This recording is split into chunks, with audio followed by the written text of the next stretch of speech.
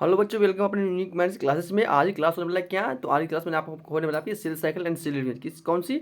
तो cell cycle and cell division, जो कि आपका काफ़ी इंपॉर्टेंट चैप्टर है और इस चैप्टर से आपका हर साल कोचेस आपका भर भर के पूछा था, ठीक है ना।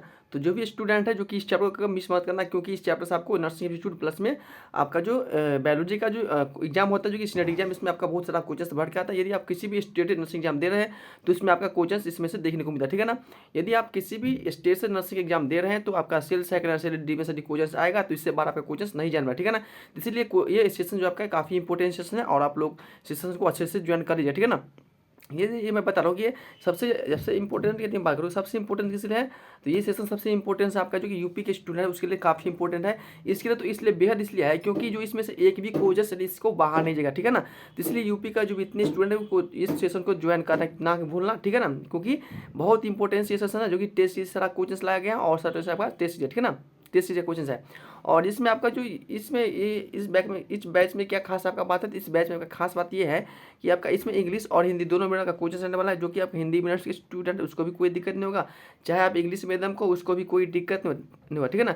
तो दोनों मीडियम का आराम से कोचिंग्स को लगा सकते हैं, कोई दिक्कत नहीं होगा, ठीक है ना। ये आपका सीनेट हो, सीपीटी हो, एएनएम हो, जीएनएम हो, जितना भी एग्जाम होता है सबके लिए इंपॉर्टेंट है यूपी बीएससी नर्सिंग में, ठीक है ना। और अदर स्टेट वाले तो हैं ही है। तो सब मिलकर अपना आज के साथ स्टार्ट करता हूँ और सबसे पहले जो मेरे चैनल को सब्सक्राइब नहीं किया और सब्सक्राइब कर लेना और बेल आइकन को प्रेस करना, क्योंकि जब मेरा क्लास स्टार्ट होता है आपके पास ये क्लास आपको मिस ना हो सके, इसलिए आप लोग सब्सक्राइब कराना भूला, ठीक है ना। चलिए मैं अपना आज क्लास स्टार्ट करता हूँ और एनर्जी के साथ सब क्या है आंसर देना, ठीक है ना। एनर्जी के साथ आप सबको आंसर देना है।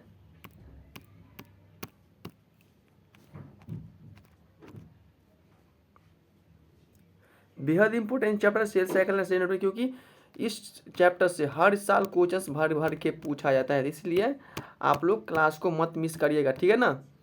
क्लास को मिस करना ना भूलना, इसलिए बहुत इंपॉर्टेंस ये क्वेश्चंस है और चैप्टर भी है। चलिए मेरा फर्स्ट आपका क्वेश्चंस रीड करता हूँ। ये क्वेश्चंस क्या है देखिए। तो सारा स्टूडेंट रेडी हो गए ना? चलिए स्टार्ट करता हूँ। तो देखिए पहले आप लोग को क्वेश्चन रीड करना है, उसके बाद आपको आंसर देना है। ये बेहद इंपॉर्टेंस को चैप्टर है, ठीक है ना।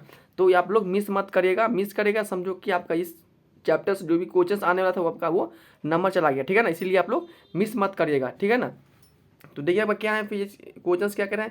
ये क्वेश्चन फर्स्ट है कि वो डिस्कवर्स द सेल्स, यानी कि इसमें बोल रहा है कि वो डिस्कवर द सेल्स, यानी कि कोशिका की खोज किसने किया है, बताओ कोशिका का खोज किसने किया, जल्दी से बताओ कोशिका का खोज किसने किया है, बताओ।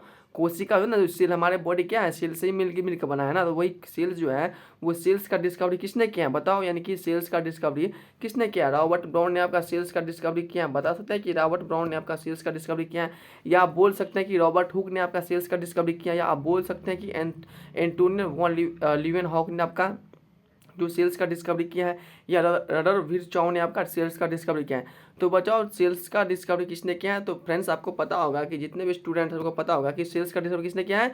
तो आपका रॉबर्ट हुक ने आपका सबसे पहले कोशिका का खोज किया था। किसने किया था? तो रॉबर्ट हुक ने आपका सबसे पहले कोशिका का खोज किया था। आपका राइट आंसर क्या हो जाएगा, यानी कि बी विल बी द आपका राइट आंसर, ठीक है ना। ठीक है, इस सेशन को आप लोग मत भूलिएगा। और इससे पहले ऑलरेडी आप लोग करा चुका हूँ कि ह्यूमन थी ऑलरेडी से आपको कंप्लीट हो गया है, ठीक है ना। तो ये सब अपना कवर कर लीजिएगा। साला आपका टेस्ट सीरीज स्टार्ट हो गया, नहीं सारा जो आपका ना वो टेस्ट सीरीज क्वेश्चन है और स्टार्ट हो गया है, तो आप लोग मिस मत करिएगा। नेक्स्ट क्वेश्चन आपका क्या है, नेक्स्ट क्वेश्चन देखिए। नेक्स्ट क्वेश्चन क्या है आपका, the fluid present inside the nucleus is called, यानी कि नाभिक के अंदर उपस्थित तरल पदार्थ को हम लोग क्या कहते हैं। यानी कि आप लोगों को पता होगा कि जैसे मान लो कि ये सेल्स है, ठीक है ना। जैसे कि मान लो कि ये मेरा सेल्स है, देखो ये सेल्स हैं, ठीक है ना, ये सेल्स हैं। इस सेल्स के अंदर में क्या होता है, तो हर सेल्स के अंदर में एक न्यूक्लियस प्रेजेंट होता है, यानी कि ये न्यूक्लियस होता है। यही न्यूक्लियस बोल रहा है कि जो न्यूक्लियस के अंदर में, इस न्यूक्लियस के अंदर में क्या होता है, एक बताओ इस न्यूक्लियस के अंदर में क्या उपस्थित होता है, उसे हम लोग क्या कहते हैं। तो न्यूक्लियस के अंदर में क्या उपस्थित है, तो हम क्या न्यूक्लियस के अंदर में साइटोप्लाज्मा प्रेजेंट होता है, या न्यूक्लियस के अंदर में न्यूक्लियोप्लाज्मा प्रेजेंट होता है, या न्यूक्लियस के अंदर में प्रोटोप्लाज्मा प्रेजेंट होता है, या न्यूक्लियस के अंदर में लाइसोसोम प्रेजेंट होता है। तो बच्चों आपको पता होगा कि जो सेल्स होता है, सेल्स में न्यूक्लियस जो होता है, उस न्यूक्लियस के अंदर में क्या होता है, आपका न्यूक्लियस के अंदर में न्यूक्लियोप्लाज्मा आपका प्रेजेंट होता है। तो आपका राइट आंसर क्या हो जाएगा, यानी कि न्यूक्लियोप्लाज्मा, यानी कि बी विल बी द आपका राइट आंसर। न्यूक्लियोप्लाज्मा कहाँ प्रेजेंट होता है, तो आपका बताओ कहाँ प्रेजेंट होता है न्यूक्लियोप्लाज्मा। तो बच्चों न्यूक्लियस प्लाज्मा जब आपका होता है वो आपका न्यूक्लियस के अंदर में आपको देखने को मिलता है, ठीक है ना। तो सबको क्लियर हो गया, कोचेस बताया जरा सबको क्लियर है ना। चलिए अगला क्वेश्चन देखिए आपका क्या है। अगला क्वेश्चन देखिए क्या है,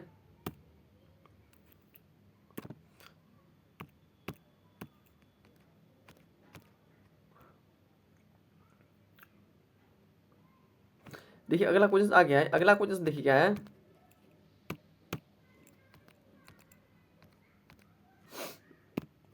अगला क्वेश्चन है आपका कि which organelle is called the powerhouse of the cells, यानी कि कौन सा जो किसको हम यानी कि कोशिका, यानी कि कोशिका में ऐसा कौन सा अंग होता है, यानी ऐसा कौन सा कोशिका है जिसको हम लोग पावर हाउस कहते हैं। कौन सा ऑर्गेनली कोशिका को हम लोग पावर हाउस कहते हैं, समझ गए। यानी कि कौन सा ऑर्गेनली कोशिका होता है ना, सेल्स होता है, उसको हम लोग पावर हाउस कहते हैं।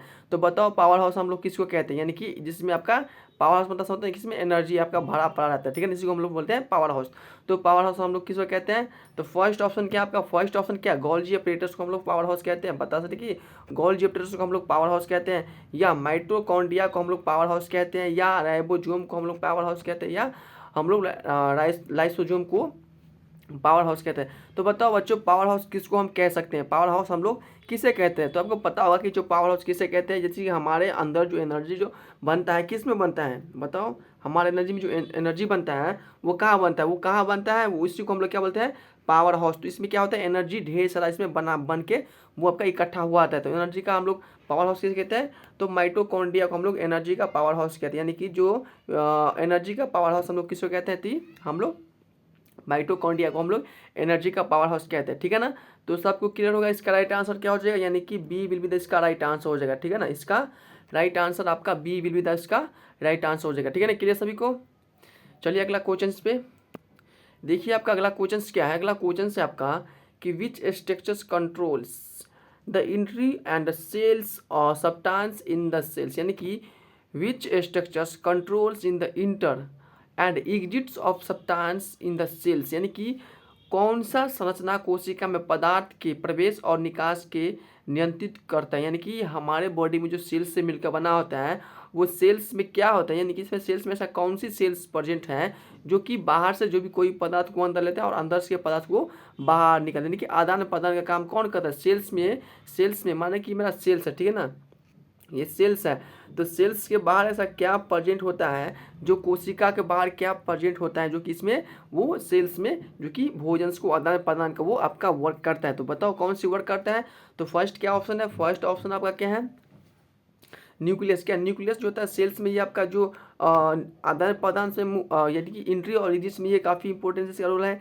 यहाँ बोल सकते हैं कि सेल्स मेम्ब्रेन्स, बताओ सेल्स मेम्ब्रेन्स होता है जो कि कोशिका में जो कि इसमें आदान प्रदान का इसमें वर्क करता है, यानी कि कोई चीज़ को यानी एनर्जी को लेना और जो आपका जो वेस्ट मटेरियल उसको बाहर निकालने का काम करता है। सेकेंड थर्ड ऑप्शन है आपका सेल वॉल। क्या बता सकते हैं कि सेल्स वॉल जो होता है आपका जो कोशिका में जो कि वेस्ट मटेरियल को निकालने और जो एनर्जी को गेन करने का वर्क करता है, या राइबोसोम होता है। तो बताओ इसका आंसर क्या हो जाएगा बच्चों, यानी कि कौन सा संरचना कोशिका में पदार्थों को प्रवेश और निकास में वो इसका काफ़ी इंपॉर्टेंस महत्व है। तो आपको पता होगा कि सेल्स के बाहर में क्या होता है, जैसे कि मान लो कि मेरा सेल्स है, तो सेल्स के बाहर में क्या होता है, एक सेल्स मेम्ब्रेन्स होता है। क्या होता है ये, सेल्स मेम्ब्रेन्स होता है। वही सेल्स मेम्ब्रेन्स होता है, इसी सेल्स मेम्ब्रेन को हम लोग क्या होते हैं, इसको हम लोग प्लाज्मा मेम्ब्रेन्स भी बोलते हैं, यानी कि सेल्स के बाहर जो मेम्ब्रेन्स होता है उसको हम सेल्स मेम्ब्रेन्स बोलते हैं और इसको हम लोग प्लाज्मा मेम्ब्रेन्स बोलते हैं। तो वही प्लाज्मा मेम्ब्रेन्स या सेल्स मेम्ब्रेन जो होता है वो कोशिका के बाहर से मुझे कोई भी पदार्थ को निष्कासन और जो एग्जिट और एंट्री का वो आपका काम करता है, ठीक है ना। तो आपका राइट आंसर क्या हो जाएगा, यानी कि सेल्स मेम्ब्रेन्स कौन हो जाएगा। तो सेल मेम्ब्रेन जो होता है आपका वो कोशिका में वो क्या करता है, तो किसी भी पदार्थ को निकास और नियंत्रित का वो अपना वर्क करता है, ठीक है ना। तो आपका राइट आंसर क्या हो जाएगा, यानी कि बी आपका राइट आंसर, ठीक है ना, बी आपका राइट आंसर। सभी को क्लियर हो, ये क्वेश्चन बताओ, सभी क्लियर है सभी को। देखिए अगला क्वेश्चन क्या, अगला क्वेश्चन आपका क्या है, अगला क्वेश्चन देखिए, अगला क्वेश्चन जो आपका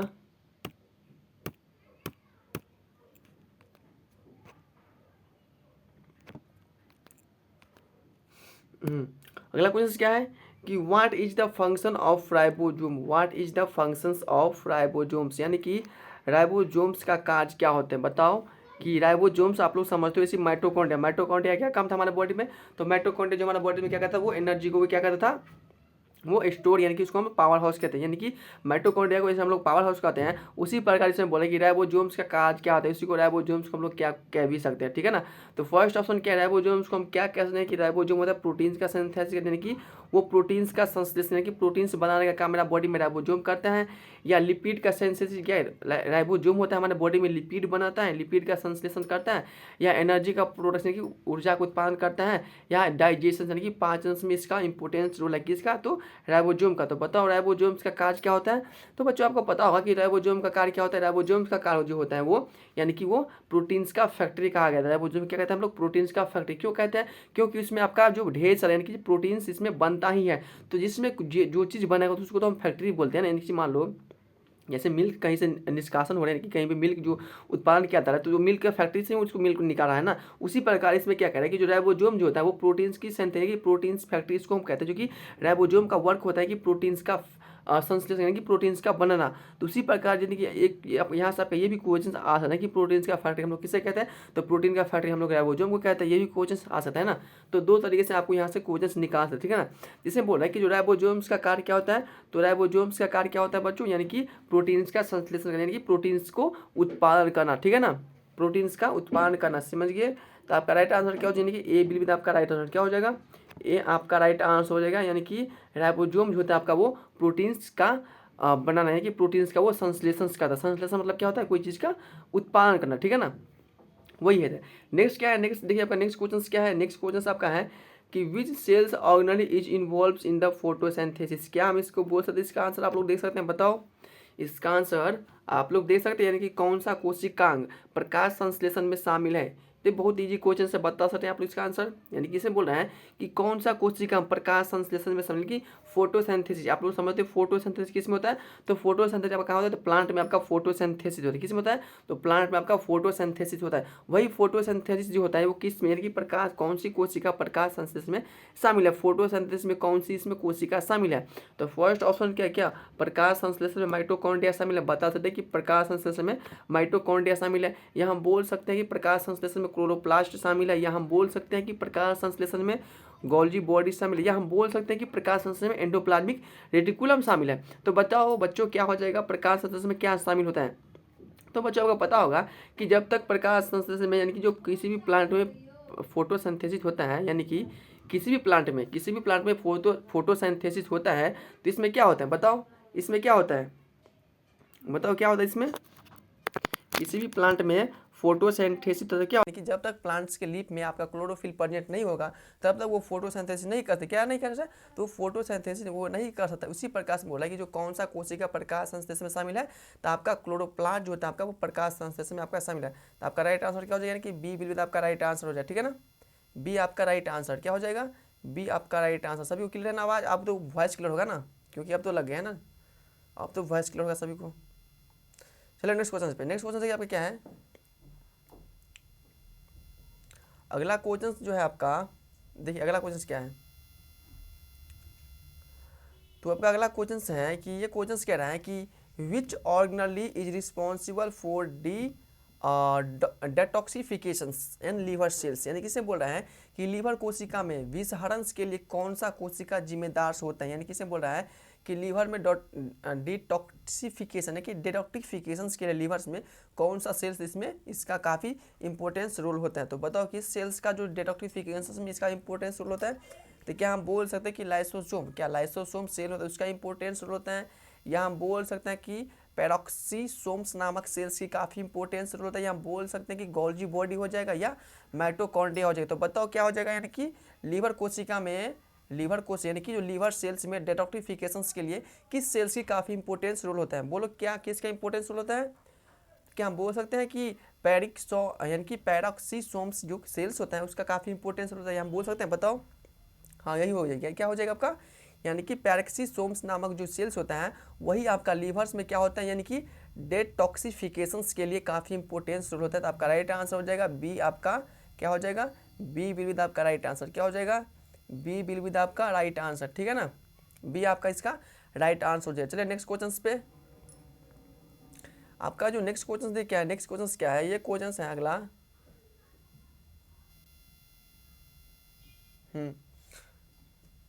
देखिए अगला क्वेश्चन क्या है, ये क्वेश्चन है आपका कि वो प्रपोज द सेल्स थ्योरी। यानी किसने बोल रहा है कि जो सेल्स थ्योरी यानी कि कोशिका सिद्धांत का प्रतिपादन किसने किया, कोशिका सिद्धांत का प्रतिपादन किसने किया, यानी कि वो प्रपोज द सेल्स थ्योरी, यानी कि कोशिका सिद्धांत का प्रतिपादन किसने किया? क्या कोशिका सिद्धांत का प्रतिपादन किसने किया है? बताओ। क्या हम बोल सकते हैं कि कोशिका सिद्धांत का प्रतिपादन स्लेटर एवं स्वान ने किया है, या रॉबर्ट ब्राउन ने किया, या रुडोल्फ विर्चॉव ने किया, या वेस्टर्न्स एंड क्रिक्स ने किया है? बताओ किसने किया है सेल्स थ्योरी का प्रतिपादन? तो बच्चों सेल्स थ्योरी का जो प्रतिपादन किसने किया है? तो सेल्स थ्योरी का जो आपका प्रतिपादन किया है ना, वो आपका स्लेटर एवं स्वान ने आपका जो सेल थ्योरी किसने दिया है? तो स्लेटर एवं स्वान ने आपका सेल्स थ्योरी दिया है। किसने दिया है? तो स्लेटर एवं स्वान ने आपका सेल्स थ्योरी दिया है। तो इसीलिए आपका राइट आंसर हो जाएगा ए विल बी आपका राइट आंसर। स्लेटर एवं स्वान ने सेल्स थ्योरी को प्रतिपादन किए हैं, ठीक है ना, राइट आंसर हो जाएगा। अगला क्वेश्चन देखिए, अगला क्वेश्चन है आपका, अगला क्वेश्चन है कि which of the followings is the prokaryotic cells, यानी कि which of the followings is the prokaryotic cells, यानी कि निम्नलिखित में से कौन सी कोशिका एक प्रोकैरियोटिक कोशिका है? यानी कि इसमें से आपको बताना है कि इसमें से ऐसा कौन सा कोशिका है जो कि आपका प्रोकैरियोटिक सेल्स हैं। तो फर्स्ट ऑप्शन क्या क्या, ह्यूमंस का सेल्स आपका प्रोकैरियोटिक होता है? बताओ, ह्यूमंस का सेल आपका प्रोकैरियोटिक सेल्स होता है, या प्लांट का सेल्स आपका प्रोकैरियोटिक होता है, या आपका बैक्टीरिया का सेल जो आपका प्रोकैरियोटिक होता है, या फंगल्स का सेल्स आपका प्रोकैरियोटिक होता है? तो बच्चों आपका पता होगा कि जो प्रोकैरियोटिक सेल जो होता है वो, सबसे पहले आपको पता होगा कि सेल्स कितने प्रकार का होता है। तो सेल्स आपका दो टाइप्स का होता है प्रोकैरियोटिक, एक होता है यूकैरियोटिक, ठीक है ना, कितने प्रकार का? तो एक होता है प्रोकैरियोटिक और एक होता है यूकैरियोटिक। तो यूकैरियोटिक इसमें क्या होना है, प्रोकैरियोटिक सेल ना, तो प्रोकैरियोटिक सेल्स सिर्फ आपका बैक्टीरिया में देखने को मिलता है। तो आपका राइट आंसर क्या हो जाएगा कि प्रोकैरियोटिक सेल जो होता है एक आपका बैक्टीरिया में प्रेजेंट होता है। किस में होता है? तो बैक्टीरियल सेल्स में ही होता है, किसका? प्रोकैरियोटिक का सेल्स ही होता है, ठीक है ना। तो आपका राइट आंसर हो जाएगा सी विल बी आपका राइट, क्या हो जाएगा? सी आपका राइट आंसर। क्लियर है सभी को बच्चों? चलिए नेक्स्ट क्वेश्चन पे। तो अगला क्वेश्चन से आपका, अगला क्वेश्चन देख क्या है, अगला क्वेश्चन से है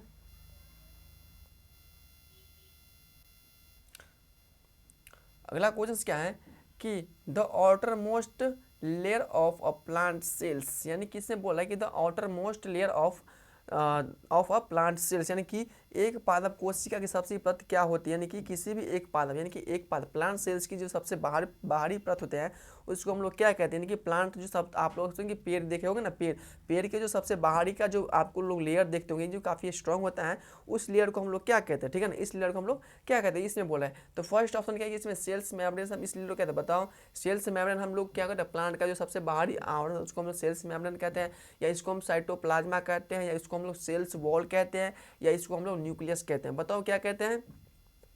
तो प्लांट सेल की जो सबसे बाहरी का जो लेयर्स होता है इसको हम लोग सेल्स वॉल कहते हैं। क्या कहते हैं? वो सेल्स वॉल कहते हैं। तो आप लोग बता सकते हैं कि जो प्लांट की सेल्स वॉल्स किसकी बनी होती है? बताओ, प्लांट का सेल वॉल किसकी बनी होती है? बताओ। इसका जो आपका राइट आंसर सी बिल्कुल आपका राइट आंसर सेल्स वॉल हो जाएगा, यानी कि प्लांट का सबसे बाहरी आवरण जो होता है आपका सेल्स वॉल होता है। और हम यहाँ से एक क्वेश्चन और निकाल सकते हैं कि जो प्लांट का सेल्स वॉल होता है किसकी बनी होती है? बताओ। तो प्लांट का जो सेल्स वॉल आपका होता है वो किससे बनाता है? जो कि प्लांट का जो आपका सेल्स वॉल होता है, प्लांट का सेल्स वॉल आप किसका बनता है? तो प्लांट का सेल्स वॉल आपका सेलुलोज का बना होता है। किसका होता है? तो प्लांट का सेल वॉल आपका वो सेलुलोज का ही बना होता है, ठीक है ना। तो वहाँ से आपका दो क्वेश्चन निकल गया, ठीक है ना।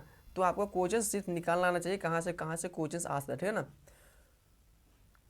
चलिए अगला क्वेश्चन पे, अगला क्वेश्चन से आपका कि which organelle is known as the suicide bag of the cells. Yes yes yes, इसमें कह रहा है कि कौन सा कोशिका का आत्महत्या की थैली कहते हैं, यानी कि हमारे बॉडी में ऐसा कौन सी कोशिका है जिसको हम लोग आत्महत्या की थैली कहते हैं, यानी कि वो खुद ब खुद वो अपने आप सुसाइड करें, यानी कि खुद ब खुद वो अपने आप वो मर जाता है, ठीक है ना। उसको ऐसी कौन सी कोशिका है?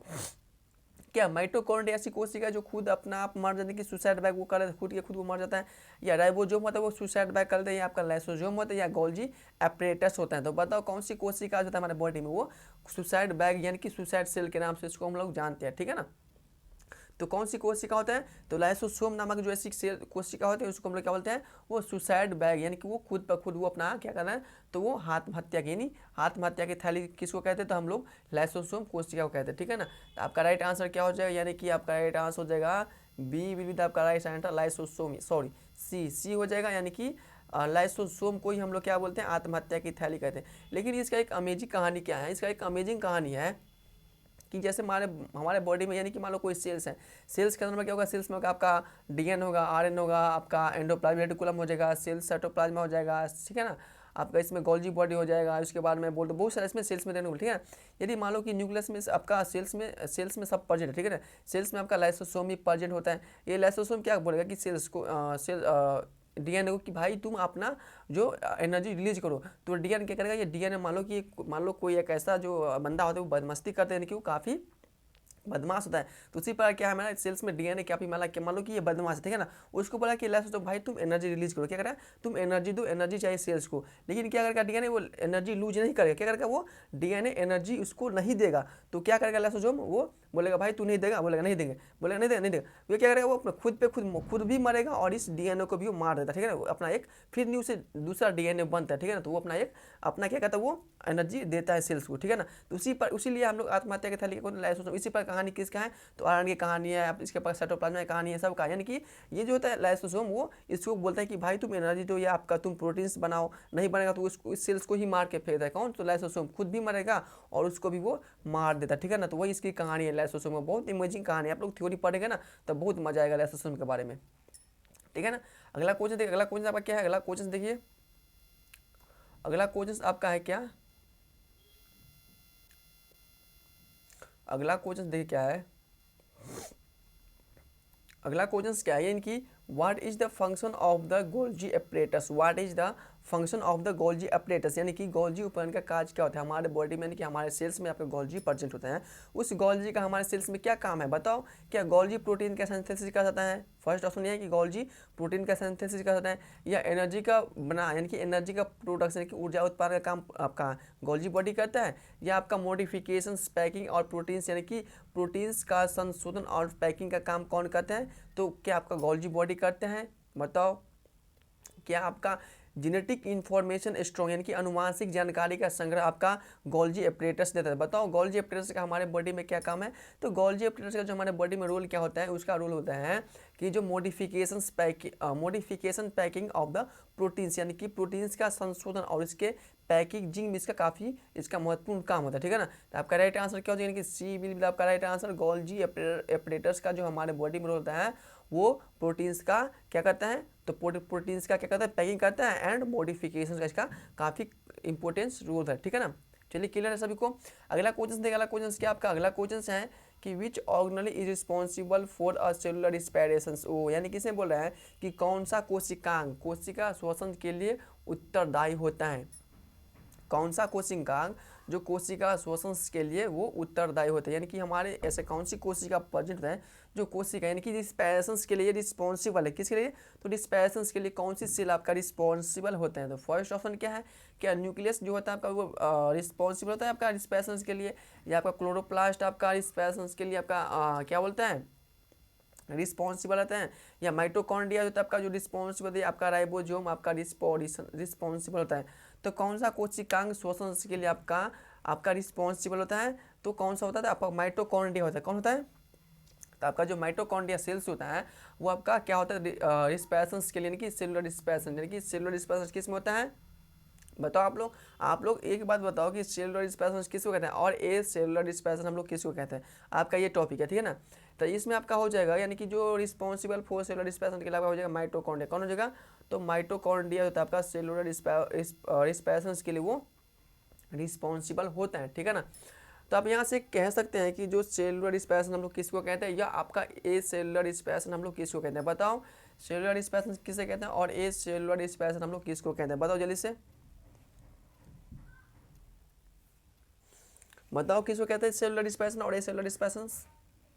तो सेलुलर रिस्पायरेशन यदि मैं बोलूँ तो सेलुलर रिस्पायरेशन हम उसको कहते हैं जिसमें वैसे कि हम लोग में क्या होते हैं आपका सेलुलर रिस्पायरेशन, तो सेलुलर रिस्पायरेशन किस में होता है जिसमें आपका O2 यानी कि O2 के प्रेजेंट में जिसमें रिस्पायरेशन होता है, जिसको O2 के प्रेजेंट में जो रिस्पायरेशन होता है उसको हम बोल रहे हैं सेलुलर रिस्पायरेशन।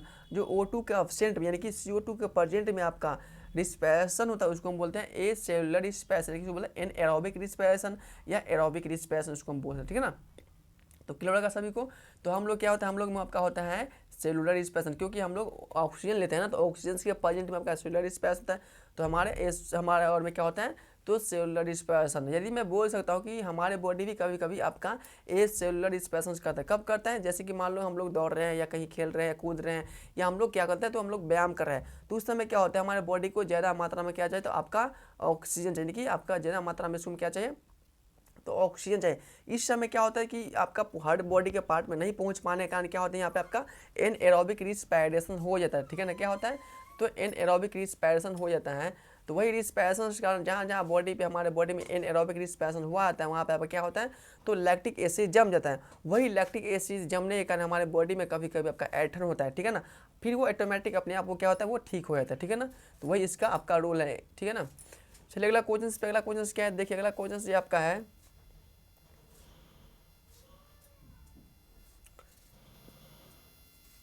अगला क्वेश्चन आपका क्या है,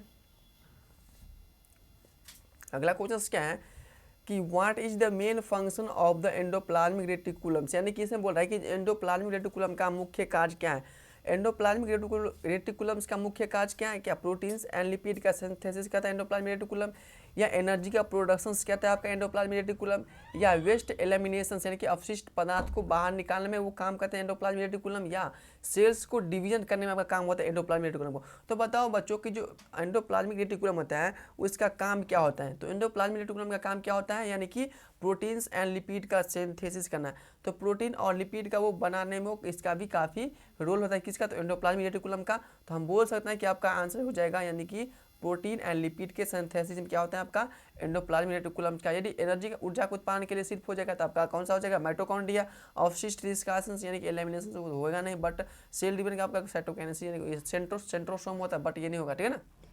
तो ठीक है, आपका आंसर क्या बैठेगा, प्रोटीन एंड लिपिड को सिंथेसिस के लिए आपका एंडोप्लाज्मिक रेटिकुलम्स का वो फंक्शन होता है। नेक्स्ट क्वेश्चन आपका है, नेक्स्ट क्वेश्चन आपका कि centrioles are absent in which of the followings, यानी कि इसे बोला कि centriole are absent in which of the followings, यानी कि निम्नलिखित में से किस में सेंट्रियोल अनुपस्थित होता है। किस में आपका सेंट्रियोल अनुपस्थित है, बताओ सब लोग। तो क्या सेंट्रियोल किस में अनुपस्थित होता है, बोलो जल्दी से, क्या हो जाएगा इसका आंसर, क्या हो जाएगा बताओ। सेंट्रियोल किस में अनुपस्थित होता है, एब्सेंट किस में होता है सेंट्रियोल। तो सेंट्रियोल एनिमल सेल्स में अपशिष्ट होता है कि सॉरी एब्सेंट होता है, या प्लांट सेल में एब्सेंट होता है, या आपका बैक्टीरियल सेल्स में आपका एब्सेंट होता है, या बी और सी दोनों में हो जाएगा। तो बच्चों जो सेंट्रियोल जो होता है आपका किस में आपका एब्सेंट होता है, तो प्लांट सेल में आपका एब्सेंट होता है, और बैक्टीरियल सेल्स में आपका एब्सेंट कौन होता है, तो सेंट्रियोल होता है। आपका जो राइट आंसर क्या हो जाएगा, यानी कि बी और सी, यानी कि सी विल विद आपका, डी विल विद आपका राइट आंसर। ए प्लांट सेल और बैक्टीरियल सेल्स में आपका सेंट्रियोल एब्सेंट होता है, ठीक है ना, क्लियर सभी को। चलिए आगे क्वेश्चन पे, आगे क्वेश्चन देखिए, आगे क्वेश्चन क्या है। तो आपका अगला क्वेश्चन क्या, अगला क्वेश्चन जो आपका है, देखिए अगला क्वेश्चन क्या है। तो अगला क्वेश्चन क्या है कि ये क्वेश्चन कह रहा है कि which of the followings organelle contains in own DNA, यानी कि निम्नलिखित में कौन सा कोशिका में स्वयं का डीएनए पाया जाता है, यानी कि ऐसा कौन सी कोशिका है जिसमें उसका खुद का अपना डीएनए इसको पाया जाता है। तो फर्स्ट ऑप्शन क्या है, क्या गोल्जी बॉडी में खुद का डीएनए पाया जाता है, या आपका माइटोकॉन्ड्रिया में खुद का डीएनए पाया जाता है, या राइबोसोम में खुद का डीएनए पाया जाता है, या आपका एंडोप्लाज्मिक रेटिकुलम में खुद का डीएनए पाया जाता है। तो बताओ किस में आपका खुद का डीएनए पाया जाता है। तो किस में पाया जाता है, यानी कि माइटोकॉन्ड्रिया। माइटोकॉन्ड्रिया हम लोग क्या कहते हैं, तो पावर हाउस कहते हैं। वही पावर हाउस में क्या होता है, तो इसका खुद का अपना डीएनए इसमें पाया जाता है, ठीक है ना। तो आपका राइट आंसर क्या हो जाएगा, यानी कि बी विल बी आपका राइट आंसर, माइटोकॉन्ड्रिया में खुद का डीएनए पाया जाता है। तो सभी को क्लियर होगा।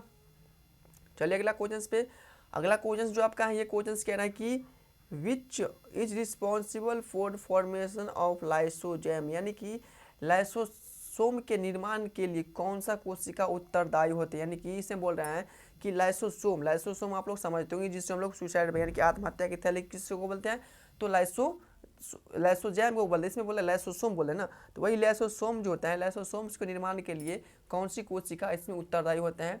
तो फर्स्ट ऑप्शन क्या है, राइबोसोम होता है जो कि आपका लाइसोसोम को निर्माण के लिए उत्तरदायी होता है, या आपका गोल्जी अपरेटस जो होता है आपका लाइसोसोम को उत्तरदायी के लिए आपका वो होता है, ये आपका माइटोकॉन्ड्रिया होता है, ये आपका न्यूक्लियस होता है। तो बताओ कौन सी होते हैं आपका लाइसोजैम के लिए, लाइसोसोम के लिए वो निर्माण के लिए सबसे उत्तरदायी कोशिका। तो गोल्जी अपरेटस कौन हो जाएगा, तो गोल्जी अपरेटस जो होता है आपका, गोल्जी अपरेटस ही आपका लाइसोसोम के लिए वो क्या होता है, तो उत्पादन के लिए दाई होते हैं, यानी कि इसका क्या होता है, रिस्पॉन्सिबल होता है, ठीक है ना। रिस्पॉन्सिबल कौन से हो जाएगा लाइसोसोम को फॉर्मेशन के लिए, तो आपका कौन से हो जाएगा बताओ, तो आपका गोल्जी एपरेटस हो जाएगा, ठीक है ना। तो चलिए नेक्स्ट क्वेश्चन पे, अगला क्वेश्चन देखिए, अगला क्वेश्चन से आपका फास्ट करा रहे क्वेश्चन, बहुत क्वेश्चन है इसीलिए। अगला क्वेश्चन क्या है, अगला क्वेश्चन है आपका कि which organelle help in the detoxification of drugs. Okay, यानी कि इसे बोल रहे हैं कि which organelle help in the detoxification of drugs, यानी कि कौन सा कोशिका दवा के विषहरण में सहायक करते हैं, यानी कि इसमें बोल रहे हैं कि कौन सी कोशिका, यानी कि ऐसा कौन सा सेल्स जो होता है जो कि दवा को विषहरण में उसका सहायता करता है, बताओ कौन सा कोशिका हो जाएगा। यानी कि डिटॉक्सिफिकेशन के लिए कौन डिटॉक्सिफिकेशन ड्रग्स को डिटॉक्सिफिकेशन करने के लिए कौन सी कोशिका रिस्पॉन्सिबल होता है या हेल्प करता है। क्या हम बोल सकते हैं कि रफ एंडोप्लाज्मिक रेटिकुलम या स्मूथ एंडोप्लाज्मिक रेटिकुलम या लाइसोसोम या न्यूक्लियस, तो बोलो इसका आंसर क्या हो जाएगा, क्या हो जाएगा इसका आंसर, कौन सा कोशिका दवाओं को विषहरण में सहायता करता है। तो कौन सा कोशिका आपका दवाई को विषहरण में सहायता करता है, तो कौन सा हो जाएगा, यानी कि स्मूथ एंडोप्लाज्मिक रेटिकुलम जो होता है आपका, वो दवाइयों को विषहरण करने में वो मदद करता है, ठीक है ना। तो आपका राइट आंसर क्या हो जाएगा, यानी कि बी विल बी आपका right answer, smooth endoplasmic reticulums, ठीक है ना। चलिए नेक्स्ट क्वेश्चन पे, अगला क्वेश्चन जो है आपका, अगला क्वेश्चन है कि which cells organelle is called proteins factory on the cells. तो इसका मैं आप लोगों को बोल दिया कि प्रोटीन्स का फैक्ट्री हम लोग किसको कहते हैं, यानी कि कौन सा कोशिका का फैक्ट्री प्रोटीन्स फैक्ट्री कहा जाता है, यानी कि ऐसा कौन सा कोशिका है जिसको हम लोग प्रोटीन का फैक्ट्री कहते हैं। तो हम लोग राइबोसोम को हम लोग प्रोटीन्स का फैक्ट्री कहते हैं, और पावर हाउस माइटोकॉन्ड्रिया को कहते हैं। तो मैं पहले बोल चुका हूँ। चलिए अगला क्वेश्चन पे, अगला क्वेश्चन देखिए क्या है, अगला क्वेश्चन आपका है, अगला क्वेश्चन देखिए, ये क्वेश्चन कह रहा है,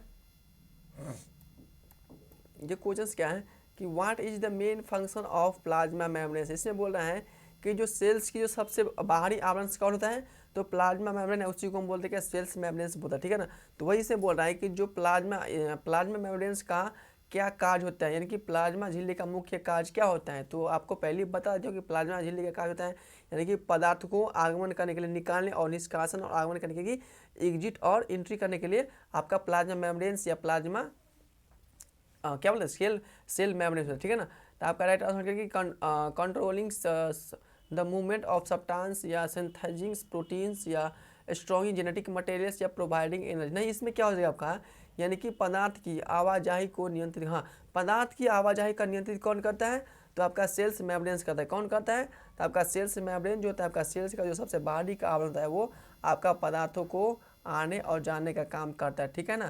तो आपका राइट आंसर क्या हो जाएगा, बी विल बी आपका राइट आंसर, क्या हो जाएगा, बी आपका राइट आंसर, ठीक है ना। चलिए अगला क्वेश्चन पे,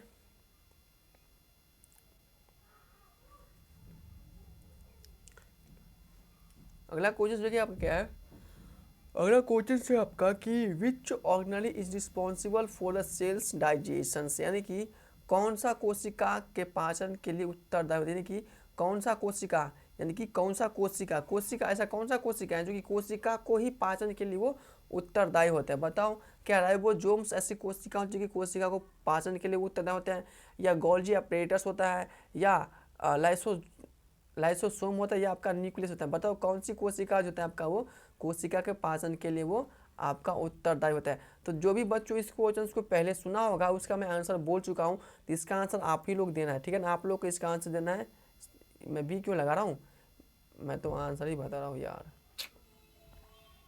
इसका आंसर आपको बताना, ठीक है ना, ये क्वेश्चन का आंसर आपको बताना है, यानी कि कौन सा कोशिका के पाचन के लिए वो उत्तरदायी होता है, ठीक है ना। तो चलिए नेक्स्ट क्वेश्चन पे, नेक्स्ट क्वेश्चन देखिए, तो आपका अगला क्वेश्चन क्या है,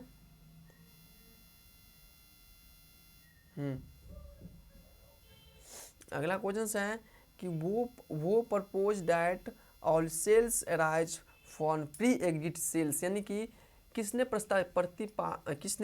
प्रस्तावित किया कि कोशिका एक पूर्ण वास्तविक वाली से, यानी कि कोशिका से उत्पन्न, यानी कि किसने कहा है कि जो कोशिका होता है वो मरे कोशिका से ही न्यू कोशिका आपका बनते हैं, समझ गए। यानी कि प्री एग्जिट सेल्स का मतलब क्या होता है बताओ, कोशिका पूर्व वास्तविक हो गई है, ठीक है ना, यानी कि पहले ये कोशिका आपका चला गया है, ठीक है ना, चला गया का मतलब समझ गए होंगे।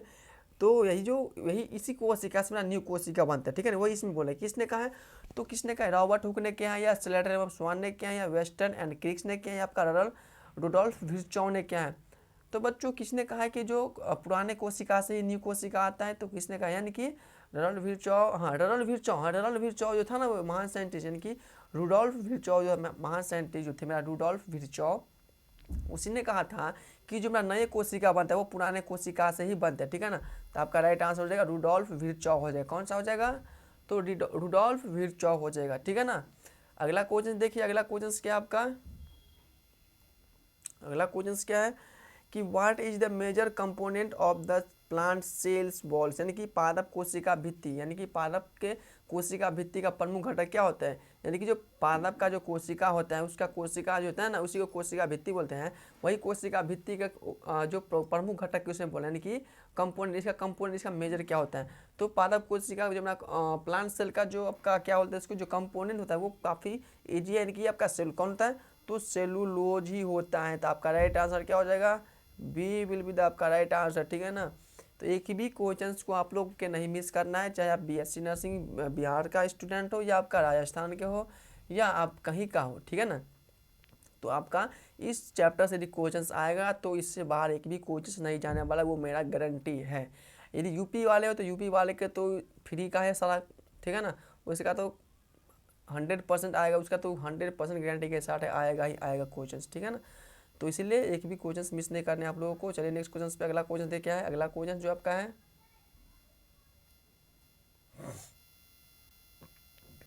देखिए अगला क्वेश्चन क्या है। अगला क्वेश्चन क्या कह रहे हैं?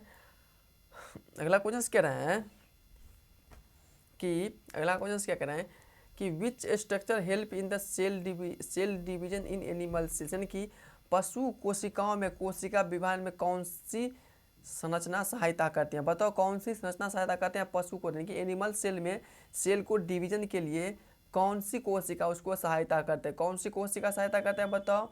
लाइसोजाइम करते हैं, या सेंट्रियोल करते हैं, या राइबोसोम करते हैं, या माइटोकॉन्ड्रिया करते हैं? तो लाइसोसोम सेंट्रियोल, यानी आपका जो एनिमल सेल्स में जो सेल डिवीजन का जो इसका जो मदद करता है कौन सी कोशिका? तो सेंट्रियोल नामक जो कोशिका होता है ना वही आपका एनिमल सेल्स में क्या होता है, वो सेल डिवीजन में इसका हेल्प करते हैं। तो आपका राइट आंसर हो जाएगा बी। आपका राइट आंसर क्या हो जाएगा? आपका बी आपका राइट आंसर हो जाएगा, ठीक है ना। क्लियर सभी बच्चों को? हाँ चलिए नेक्स्ट क्वेश्चन पे। अगला क्वेश्चन देखिए, अगला क्वेश्चन जो आपका है कि what is the function of nucleolus, यानी कि इसे बोल रहा है कि जो न्यूक्लियस के अंदर में क्या होता है? तो न्यूक्लियोरस होता है, वही न्यूक्लियस का काज क्या होता है? तो न्यूक्लियस का काज क्या होता है? तो एटीपी का प्रोडक्शन, क्या ओटीपी का प्रोडक्शन में न्यूक्लियस बना ही नहीं सकता, क्योंकि एटीपी कहाँ बनता है? यानी कि आपका माइटोकॉन्ड्रिया बनता है। राइबोसोम से, यानी कि राइबोसोम्स को संश्लेषण करने के लिए क्या आपका न्यूक्लियस का ये रोल है, या लिपिड स्ट्रॉन्ग करने के लिए, या आपका सेल को डिवीजन यानी कि कोशिका को विभाजन करने के लिए। तो बच्चों आपको इसमें बोल रहा है कि जो न्यूक्लियस का काज क्या होता है, न्यूक्लियोरस का काज क्या होता है? तो न्यूक्लियस का जो मेरा काज होता है ना वो आपका क्या होता है? वो क्या होता है बताओ? राइबोसोम को वो संश्लेषण की राइबोसोम को सिंथेसिस करने के लिए आपका न्यूक्लियस का वर्क होता है। तो आपका राइट आंसर हो जाएगा बी। आपका राइट आंसर हो जाएगा, ठीक है ना। कौन सा? तो बी आपका राइट आंसर हो जाएगा। चलिए अगला क्वेश्चन पे, अगला क्वेश्चन देखिए क्या है। अगला क्वेश्चन जो आपका है, अगला क्वेश्चन देखिए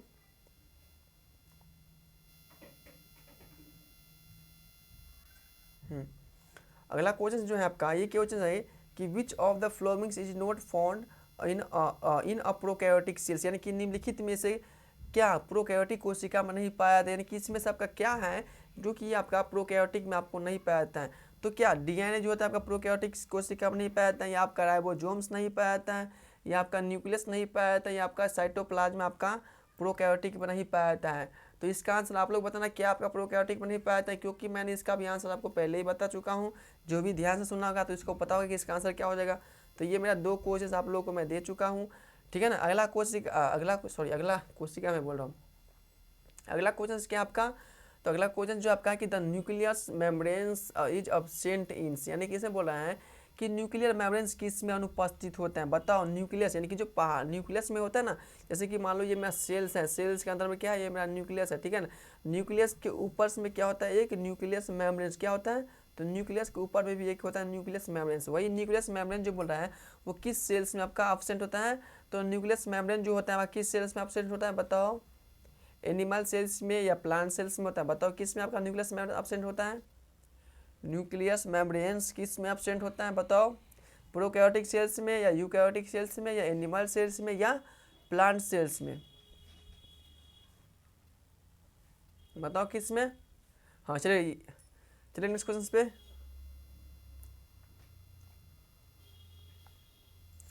तो अगला क्वेश्चन क्या है मैं देखिए,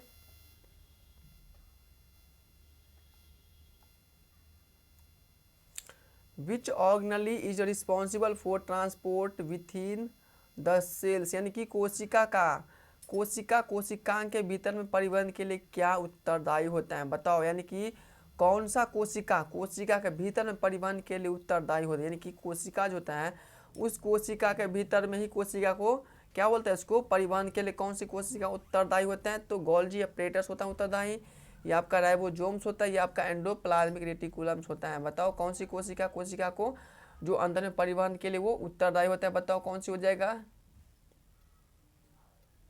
कौन सी हो जाएगा बताओ? तो गोल्जी अपरेटस हो जाएगा। कौन सा हो जाएगा? तो गोल्जी अपरेटस ही हो जाएगा, ठीक है ना। आपका राइट आंसर क्या हो जाएगा? Golgi apparatus. नेक्स्ट क्वेश्चन देखिए, नेक्स्ट क्वेश्चन क्या है? अगला क्वेश्चन है कि the cells membranes is also known, यानी कि कोशिका झिल्ली की और किस नाम से जाना जाता है? मैं आपको पहले बता चुका हूँ कि कोशिका झिल्ली की सेल्स मेम्ब्रेन को हम लोग प्लाज्मा मेम्ब्रेन्स के नाम से भी जानते हैं। तो इसका भी राइट आंसर क्या हो जाएगा, यानी कि ए इसका राइट आंसर है कि प्लाज्मा मेम्ब्रेन्स हो जाएगा, जो कि हम लोग सेल्स मेम्ब्रेन्स को अदर नाम से जानते हैं, ठीक है ना। नेक्स्ट क्वेश्चन देखिए, नेक्स्ट क्वेश्चन आपका क्या है? नेक्स्ट क्वेश्चन है आपका अगला क्वेश्चन,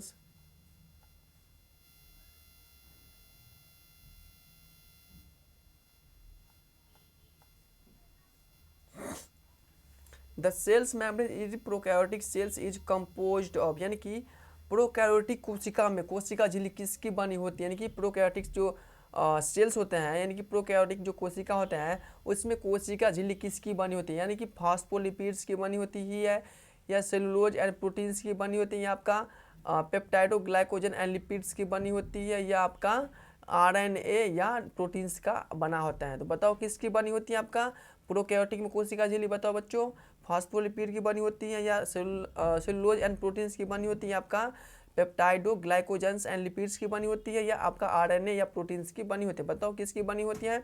तो कोशिका झिल्ली जो प्रोकैरियोटिक में बनी होती है आपका किसकी बनी होती है? तो पेप्टाइडो ग्लाइकोजन्स एंड लिपिड की बनी होती है, ठीक है ना। तो आपका राइट आंसर क्या हो जाएगा? सी बिल्कुल आपका राइट आंसर।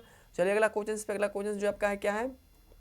अगला क्वेश्चन है the fluid mosaic model of the plasma membranes was the proposed by, यानी कि प्लाज्मा झिल्ली के फ्लूइड्स मोज़ेक मॉडल को किसने प्रस्तावित किया था? बताओ किसने प्रस्तावित किया था? यानी कि प्लाज्मा झिल्ली जो होता है, प्लाज्मा झिल्ली के फ्लूइड्स, यानी कि प्लाज्मा झिल्ली के फ्लूइड्स मोज़ेक मॉडल को किसने प्रतिपादित किया था? फॉर वेस्टर्न एंड क्रिक्स ने, या सिंगर्स एंड निकोलस ने, या स्लैडर एवं स्वान ने, या रुडोल्फ विर्चॉव ने? बताओ किसने? रुडोल्फ विर्चॉव ने किया था? बताओ क्या? नहीं, यानी कि इसमें बताया था कि जो प्लाज्मा झिल्ली के फ्लू मोज़ेक मॉडल को किसने प्रतिपादित किया? कि फ्लूइड मतलब, तो फ्लूइड मोज़ेक मॉडल को मेरा प्रतिपादित किसने? हाँ, यानी कि सिंगर और निकोलस ने जो था ना, वही सिंगर्स और निकोलस जो मेरा था, वही आपका जो प्लाज्मा में फ्लूइड होता है उसी को मॉडल को प्रतिपादित किया था, मैंने कि प्रतिपादित किया था। आपका राइट आंसर क्या हो जाएगा? यानी कि बी आपका राइट आंसर, ठीक है ना। अगला क्वेश्चन चलिए, अगला क्वेश्चन जो मेरा आपका है देखिए, अब थोड़ा ही बच गया है, 4-5 PDF वही है ना, 8 4 12, हाँ 3-4 PDF और है। चलिए अगला क्वेश्चन क्या है देखिए, अगला क्वेश्चन है कि which components provide pre flexibility to the eukaryotic cells membrane, यानी किसने बोला है कि यूकैरियोटिक कोशिका झिल्ली में लचीलापन कौन प्रदान करता है? फ्लेक्सिबिलिटी का मतलब होता है वो लचीला, कोई चीज़ के लचीला होता है ना उसको बोलते हैं फ्लेक्सिबिलिटी बोलते हैं। तो इसमें बोल रहा है कि which components provide flexibility to eukaryotic cells membranes. बताओ कि कौन सी कोशिका होता है जो कि यूकैरियोटिक सेल्स में, जो सेल्स की कोशिका को वो लचीलापन प्रदान करता है? तो प्रोटीन्स होता है, या फास्फोलिपिड होता है, या कोलेस्ट्रॉल होता है, या आपका कार्बोहाइड्रेट होता है? बताओ कौन सा हो जाएगा? कौन सा होता है, यानी कि कौन सा सेल जो होता है आपका कोशिका में, किस कोशिका में? तो यूकैरियोटिक कोशिका झिल्ली में यूकैरियोटिक कोशिका झिल्ली में लचीला प्रदान करने वाला कौन होता है? क्या करता, कौन करता है, या क्या करता है, क्या बोल रहे हैं इसमें? यूकैरियोटिक कोशिका झिल्ली में लचीला कौन, हाँ, यूकैरियोटिक झिल्ली में लचीला कौन प्रदान करते हैं? तो आपका कोलेस्ट्रॉल जो होता है ना, वो यूकैरियोटिक कोशिका में वो आपका होता है, वो इसको फ्लेक्सिबिलिटी वो इसको देता है, ठीक है ना। तो आपका राइट आंसर क्या हो जाएगा, यानी कि सी आपका राइट आंसर। चलिए नेक्स्ट क्वेश्चन पे। अगला क्वेश्चन जो आपका है कि what is the function of glyco proteins in the eukaryotic cells membranes, यानी कि यूकैरियोटिक कोशिका झिल्ली में ग्लाइकोप्रोटीन्स का कार्य क्या होते हैं? बताओ, ग्लाइकोप्रोटीन्स का कार्य बता रहे हैं किसमें? तो यूकैरियोटिक कोशिका में बोल रहे हैं। तो यूकैरियोटिक कोशिका में ग्लाइकोप्रोटीन्स का वर्क क्या होता है, क्या होता है बताओ? क्या प्रोवाइडिंग एनर्जी, ऊर्जा का उत्पादन करता है, या सेल्स रिकॉग्नाइजेशन सिग्नलिंग्स, यानी कि कोशिका का पहचाना या उसका संकेतन करना, या प्रोटीन्स का संश्लेषण की प्रोटीन सिंथेसिस करता है, या एटीपी का उत्पादन करना, यानी कि एटीपी का प्रोडक्शन करता है। बताओ यूकैरियोटिक में जो कोशिका झिल्ली में ग्लाइकोप्रोटीन्स का कार्य क्या होता है? तो यूकैरियोटिक कोशिका झिल्ली में ग्लाइकोप्रोटीन्स का जो वर्क होता है वो आपका कोशिका को पहचाना, उसकी संकेत देने का वो काम करता है, यानी कि सेल्स रिकॉग्नाइज्ड सिग्नलिंग्स हो जाएगा, ठीक है ना। आपका राइट आंसर क्या हो जाएगा, यानी कि बी आपका राइट आंसर क्या हो जाएगा? आपका बी राइट आंसर, ठीक है ना। अगला क्वेश्चन चलिए। अगला क्वेश्चन से आपका क्या देखिए,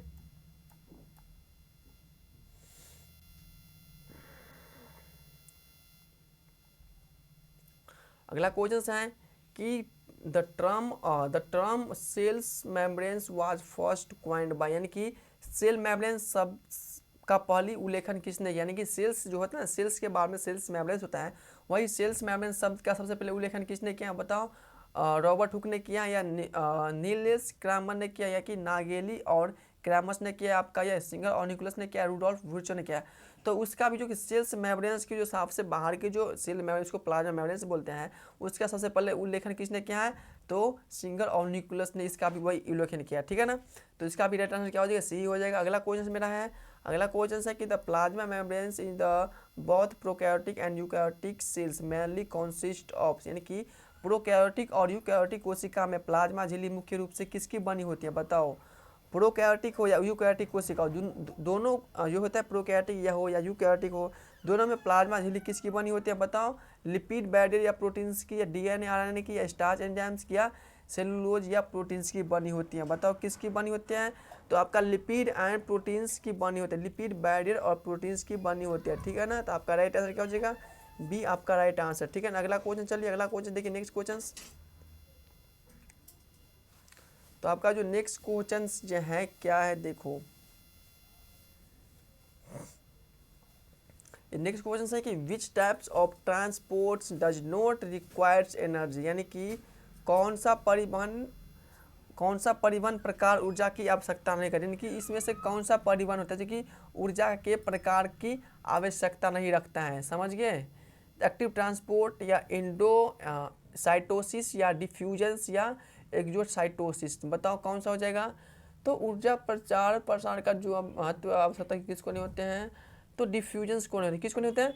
तो डिफ्यूजन्स होता है उसी को नहीं होता। तो इसका भी राइट आंसर हो जाएगा डिफ्यूजन्स को ही आपका ऊर्जा प्रसार का परिवहन का उसका वो क्या आवश्यकता नहीं होता, ठीक है ना। अगला क्वेश्चन से मेरा है what types of transport requires energy, यानी कि कौन सा परिवहन प्रकार ऊर्जा की आवश्यकता रहता है, यानी कि इसमें से कौन सा परिवहन है जो कि ऊर्जा के आवश्यकता वो कोई प्रकार, यानी कि ऊर्जा की जो आवश्यकता को उसको चाहिए ही चाहिए ऊर्जा, कौन सी परिवहन रखता है? तो पैसिव ट्रांसपोर्ट, ऑस्मोसिस, या एक्टिव या फैसिलिटीज ट्रांसपोर्ट, बताओ।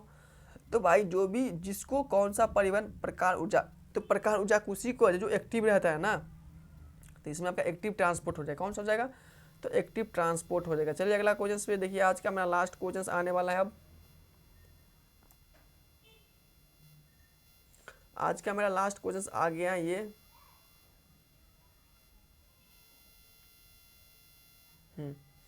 देखिए अपना क्वेश्चन क्या है, ये क्वेश्चन है लास्ट क्वेश्चन आज का है कि in which types of transport do molecules moves a longer concentrations of to highest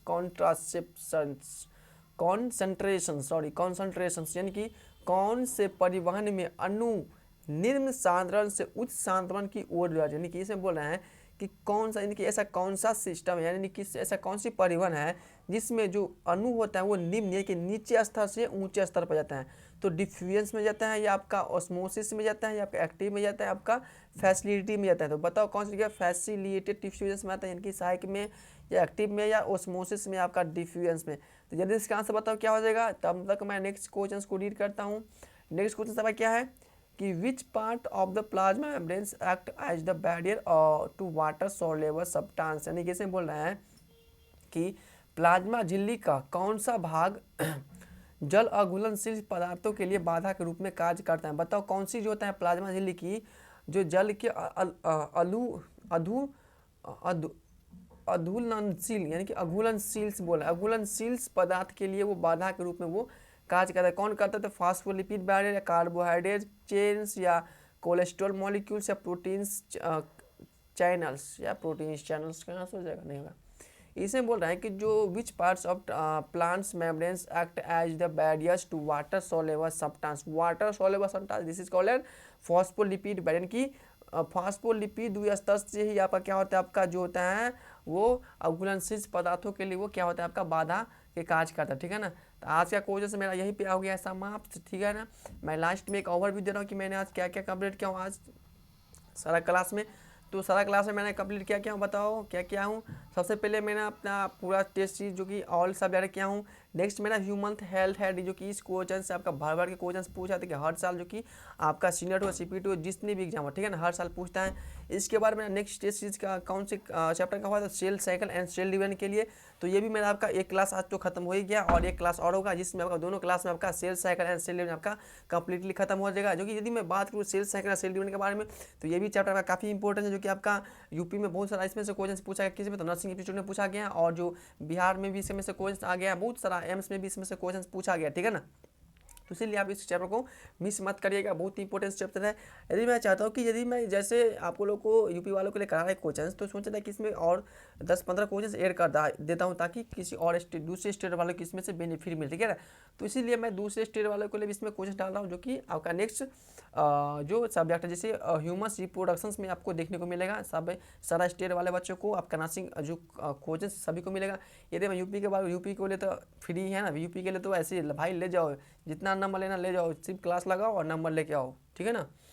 तो इसीलिए सबसे आज की मैं एक बात बता रहा हूँ कि जो भी नया बच्चा है मेरे चैनल पे वो मेरे चैनल को सब्सक्राइब करना और बेल आइकन प्रेस करना ताकि जब मेरा क्लास स्टार्ट होता है तो आपके पास कोई भी एक क्लास मिस ना हो ताकि आप लोगों का एग्जाम में नंबर कम हो आ जाए। ठीक है ना। तो इसलिए आपको एक भी क्लास मिस नहीं करना है और रेगुलर क्लास लगाना है ताकि आप लोग को अच्छे नंबर से आप लोग मार्क ऑब्टेन कर देते हो। तो ओके फ्रेंड्स, मिलते हैं नेक्स्ट सेक्शन में मिलते हैं ताकि तब तक के लिए बाय। ओके, टेक केयर, अपना ध्यान रखना और पढ़ाई पे ध्यान दें। ठीक है ना।